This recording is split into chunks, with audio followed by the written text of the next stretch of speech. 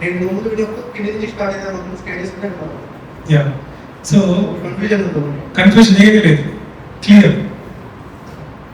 ఇప్పుడు ఒక రోడ్డు మీరు కార్ వేసుకొని వెళ్ళాలంటే రోడ్డు క్లియర్గా ఉండాలా లేదా? అన్ని కార్లు అడ్డం ఉంటే మీరు వెళ్ళగలరా? వెళ్ళలేదు. నాడీస్ అన్ని ఏమవుతాయి? ఫస్ట్ ఏమవుతుంది ధ్యానంలో, శాస్త్రాలు ఓపెన్ అయిన తర్వాత నాడీ మండలం శుద్ధి అవుతుంది. నాడీస్ అంటే ఏంటంటే ఇట్స్ లైక్ రోడ్, ఒక దారిలాగా. మీకు యాక్టివేషన్ మూలాధారం నుంచి జరిగిందనుకోండి, ఎనర్జీ బ్లాకేజ్ ఉందనుకోండి మీ నాడీస్ లో, అది ఎక్కడికి వెళ్ళాలో కూడా తెలియదు. నాడీ మండలి శుద్ధి జరగకుండా అంటే రోడ్ వేయకుండా కారు నడిపినట్టు. సో సహజంగా ధ్యానంలో ఏం జరుగుతుందంటే ఫస్ట్ నాడీ మండలి శుద్ధి అవుతుంది, తర్వాత మీ ఇన్ఫినిటీ ఎనర్జీ యాక్టివేట్ అవ్వడం మొదలు పెడుతుంది. చాలా మంది తెలియక ఏం చేస్తారంటే ఆ గురువు ఇనిషియేషన్ చేస్తాడంట, శక్తిపాతం చేస్తాడంట, కానీ వీడు అసలు ట్రాన్స్ఫర్మేషనే కాకుండా ఆయన దగ్గరికి వెళ్తాడు. వాడు అసలు వీడు ప్యూరిఫై అయినాడా, వీడికి నాడి క్లియర్గా ఉందా, వీడు ఆరాట్లేదు పక్కన చేయని పెట్టి వాడు ఎనర్జీ చేసేదాన్ని బాబు యాక్సిడెంట్స్ అవుతాయి. అంటే ధ్యానంలో సహజంగా మీరు ఏమీ చేయకుంటే నాడీ మండల శుద్ధి జరుగుతుంది యాక్టివ్ క్లియర్గా. తర్వాత మాట్లాడుతాం వీటన్ని. ఆ కాస్మిక్ ఎనర్జీ మూలధారాన్ని యాక్టివేట్ చేస్తుంది. ఎందుకు యాక్టివేట్ చేస్తుంది అంటే దాని తెలియట్లా సృష్టి పైనుంచి కిందకి ఒక్కొక్క డైమెన్షన్ ఫ్రీక్వెన్సీ తగ్గించుకుంటా వచ్చి కిందకి వెళ్ళిపోయింది. ఈ అన్నిటికీ ఎనర్జీ రావాలంటే పార్వతీదేవి సహస్రారాన్ని దాటుకొని ఒక్కొక్క అధిదేవత పెట్టి దిగి దిగి దిగి దిగి ఒక్కొక్క డైమెన్షన్ తెలియదు. ఇంకా డౌన్ ఇంతకంటే లో ఫ్రీక్వెన్సీ లేదు, అక్కడ స్థిరమైపోయింది downwards. First time unmanifested energy అది తగలగానే దారి తెలుస్తుంది హంస. అప్పుడు ఈ అభిముఖం పైకి మారుతుంది, స్పైరల్ ఎనర్జీ ఓపెన్ అవుతుంది, మూలాధారం నుంచి ఇన్ఫినిటీ సోర్స్. సో ఇప్పుడు ఒక సూర్యుడు ఉంటాడు, సూర్యుడికి వెలుగు ఎట్లా వస్తుంది? ఎవరైనా చెక్కలేసి రోజు పెట్రోల్ పోస్తున్నారు. మరి కంటిన్యూస్గా ఎన్ని వేల సంవత్సరాలు ఉంటుంది, ఎన్ని యుగాలు ఉంటుంది, ఆయన నుంచి శక్తి వస్తానని ఎట్లా వస్తుంది? It is a technology called zero point energy. ఆయన కూడా ఒక కుండలిని అంటే ఇన్ఫినిటీ ఎనర్జీ సోర్స్ ఉంది ఆయన సెంటర్లో పెద్దగా మ్యాక్రో క్యాస్. అట్లాగే ప్రతి ఒక్కటి కూడా ఆ అనంత శక్తి అనేది బేస్ లో కుండలిని రూపంలో ఉంటుంది. అది యాక్టివేషన్ అవ్వడం మొదలుపెట్టదు. ఫస్ట్ దానికి పాత తెలుసు. సో ఇది కన్ఫ్యూజ్ అవ్వకండి. పై నుంచి చక్రాల కిందకి రావాలా, కింద నుంచి పైకి రావాలి. పై నుంచి జరిగేదాన్ని శుద్ధి అంటారు, కింద నుంచి పైకి జరిగేదాన్ని యాక్టివేషన్ అంటారు. నాడీ మండల శుద్ధి జరగకపోతే ఈ ఎనర్జీకి ఎక్కడ తిరగాలో అర్థం కాదు. అక్కడ శుద్ధి కాకుండా శక్తిపాతం చాలా మంది పిచ్చి పెట్టిన కూడా ఉన్నారు, ఫోర్స్ఫుల్ గా చేయించుకోవాలి.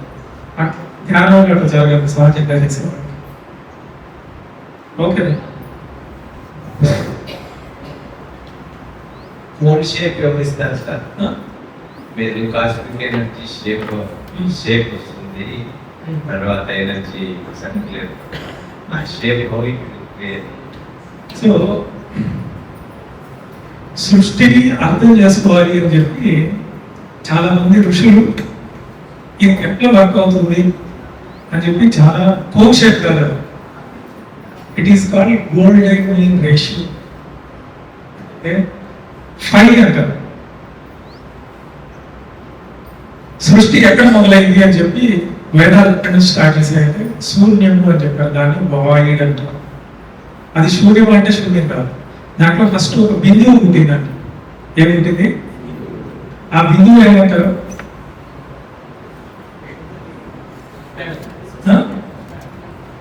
ఫస్ట్ శ్రీచక్రంలో ఏముంటుంది? బిందువు ఉంటుంది. ఆ బిందువు ఏమవుతుంది? నాదం అవుతుంది. నాదం అంటే ఏంటి? ఇప్పుడు అనుకోండి, ఎనర్జీ ఒక సౌండ్ క్రియేట్ చేస్తుంది. అంటే కదలికనే నాదము అంటారు. ఫస్ట్ కదలిక ఉంటుంది, అది ఒక సర్కిల్ వృత్తం ఉంటుంది, దాని నుంచి ఇంకొక వృత్తం ఉంటుంది, రెండు వృత్తాలు పెడితే దాని మధ్యలో ఇంకొక స్ట్రక్చర్ ఫామ్ అవుతుంది టర్మ్ లాగా, దాన్ని బై డిస్కస్. ఇంకొక సర్కిల్ ఉంటుంది, దాన్ని ట్రై డిస్కస్ అంటారు. ఇలా సర్కిల్స్ పుడుతూ పుడుతూ పుడుతూ ఒక స్ట్రక్చర్ ఫామ్ అయింది, దాని పేరే కాన్షియస్నెస్. ఇప్పుడు ఒక కొండ ఉందనుకోండి, ఎత్తు ఉంది అని చెప్పారంటే లోతు ఉందని నాకు తెలుసా? ఖచ్చితంగా తెలియాల్సిందే. నేను చీకటి ఉంది అని చెప్పానంటే నాకు వెలుగు ఉందని కూడా తెలియాల్సిందే. అట్లా ఒక శూన్యం నుంచి ఒక చిన్న బిందువు ఫామ్ అయ్యి, బిందువు నుంచి వృత్తాలు ఫామ్ అయ్యి, ఆ వృత్తాల నుంచి స్ట్రక్చర్ ఫామ్ అవ్వడం మొదలుపెట్టే సృష్టిలో ఒక నాలెడ్జ్ క్రియేట్ అయింది. అంటే కాన్షియస్నెస్.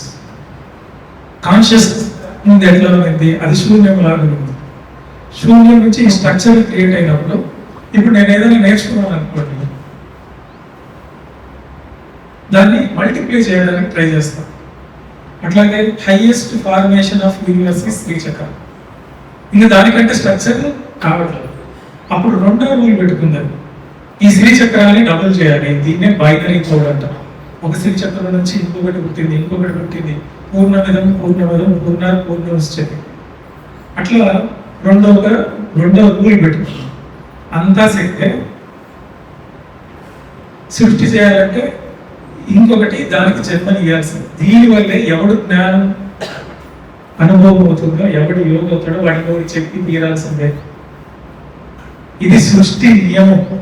ఇప్పుడు బుద్ధుడు ఉన్నాడు, ఎండ్లేడు, గమ్ము కూర్చోవచ్చు కదా. అట్లా లేదు సృష్టిలో. ఏదైతే నేర్చుకుంటామో అది పంచాల్సిందే. ఎందుకు అంటే సృష్టి నియమం అట్లే ఉంది. పుట్టుక జరిగింది.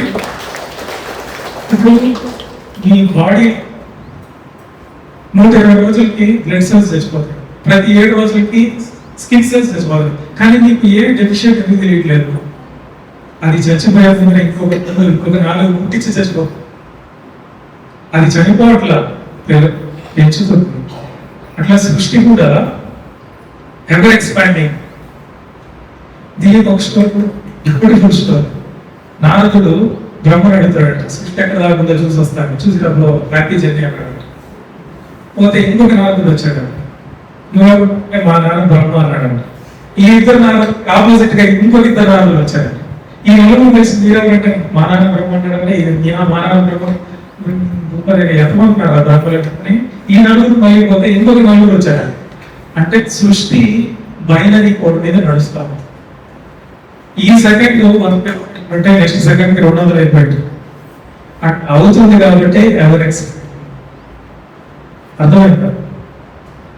అంటే షేప్ ఎందుకు క్రియేట్ అయ్యిందంటే బిందువు నుంచి బిందు ఎట్టిందంటే కామము అంటారు దాన్ని. కామ బీజము అంటారు. విన్నారా? లలిత కామ బీజం. కామం అంటే ఆ కామం కాదు, నేను ఎవరో తెలుసుకోవాలనే కామం, కోరిక తెలియదు.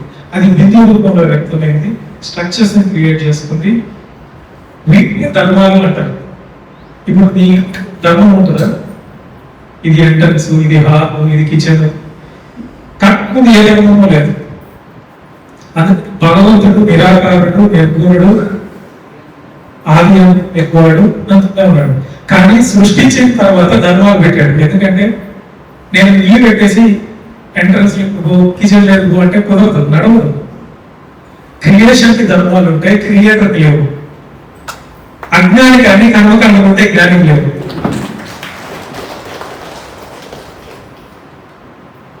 మళ్ళీ ఎక్కడికో ఇంకేమన్నా ఆకలేస్తుందా?